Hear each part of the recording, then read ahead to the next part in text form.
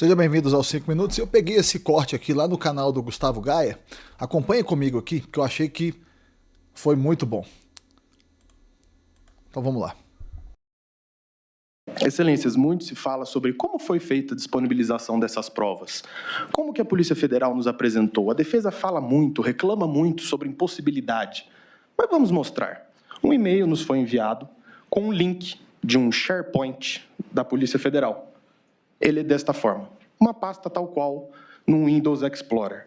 E dentro dessas pastas, excelências, nós temos os arquivos, escrito laudo, número alguma coisa. Mas, doutor, qual o tamanho desses arquivos? Não há problema, nós trazemos um exemplo. 128 GB de material compactado. Todo o material constante nesses SharePoints ultrapassa a marca de 20 terabytes compactados, excelências. Descompactado pode chegar à marca de 70, 80 terabytes.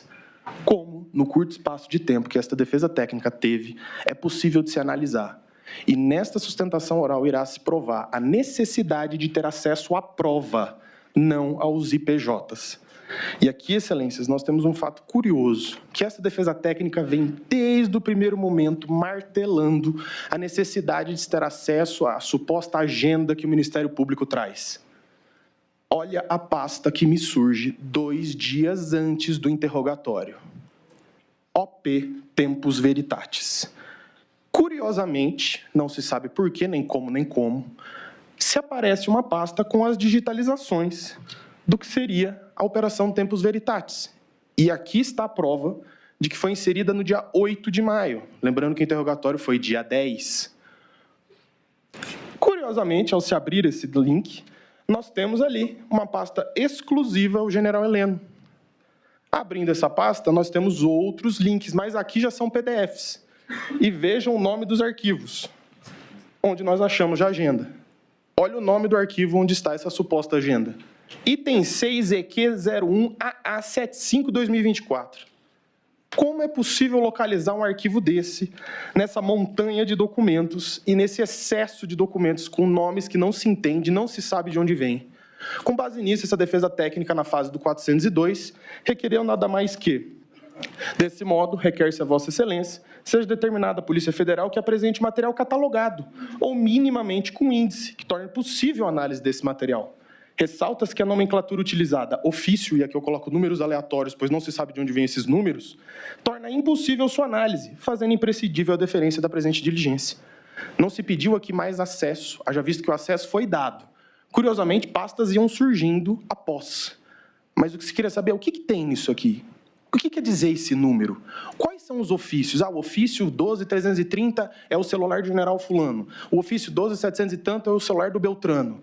Não se tem como saber. Então, o que foi pedido na fase do 402 foi minimamente uma explicação, um índice, um sumário, que assim o seja, mas nos foi negado sob o pretexto de que seria meramente protelatório. O segundo ponto da minha fala é pela nulidade do sistema acusatório e ao direito ao silêncio. E aqui, excelências, eu começo com um ponto bem sensível, que são as perguntas realizadas no dia dos interrogatórios. Vejamos, excelências, que aqui se trata das perguntas diretas. Nós não pegamos, por exemplo, quando o Ministério Público faz uma pergunta e o ministro relator se aproveita para fazer uma pergunta em cima, ou seja, que são perguntas originadas diretamente do ministro relator e diretamente do Ministério Público. Nós temos 302 perguntas do ministro relator contra 59 da Procuradoria-Geral da República. E aqui, excelências, muito se indaga, mas somente perguntar a mais não quer dizer que houve uma violação propriamente. O juiz também pode produzir provas. Mas aqui nós temos um fato curioso. Uma das testemunhas arroladas, o senhor Valdo Manuel de Oliveira Aires, foi indagado pelo ministro relator a respeito de uma publicação dele nas redes sociais que não consta dos autos. Ou seja, nós temos uma postura ativa do ministro relator de investigar testemunhas. Por que o Ministério Público que não fez isso? Qual o papel do juiz julgador? Ou é o juiz inquisidor? O juiz é um imparcial, o juiz é um afastado da causa. Por que o magistrado tem a iniciativa de pesquisar as redes sociais da testemunha?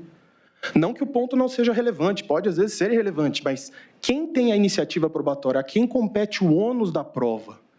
Ao Ministério Público.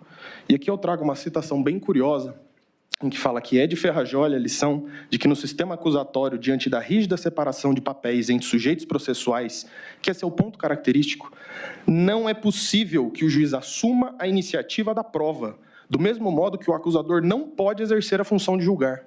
E aqui eu trago ainda uma outra lição do professor Auli Lopes Júnior, em que ele fala: é da essência do sistema acusatório a aglutinação de funções na mão do juiz. Não existe imparcialidade, pois uma mesma pessoa busca a prova e decide a partir da prova que ele mesmo produziu. E eu trago uma citação aqui do próprio ministro Luiz Fux, na ADI 6298, onde ele traz um curioso pensamento. A legítima vedação à substituição da atuação probatória do órgão acusador significa que o juiz não pode, em hipótese alguma, tornar-se protagonista do processo. E com essa reflexão, excelências, eu venho para o último ponto dessa questão, que é a violação do artigo 5º da Constituição, inciso 43, em que diz o seguinte: o réu, quando do seu interrogatório, apontou o direito do uso parcial ao direito ao silêncio, no qual ele só iria responder às perguntas da sua defesa. Como vossas excelências sabem muito mais do que eu, a Constituição veda o uso do silêncio em prejuízo do réu. E eu indago a vossas excelências, qual a função da consignação das perguntas por parte do juiz instrutor?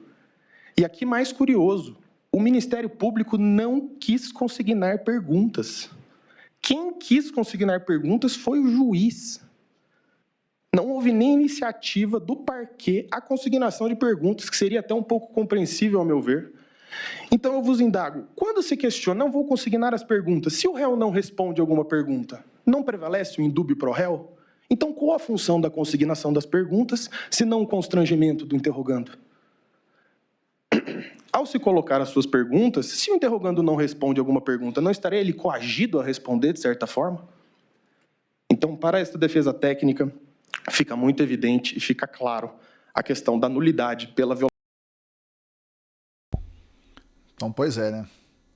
Juiz produzindo provas e tudo mais. Eu achei muito interessante, quis trazer para vocês. Tá bom, meus amigos? Muito obrigado a todos que estão se inscrevendo no canal. Até o próximo vídeo.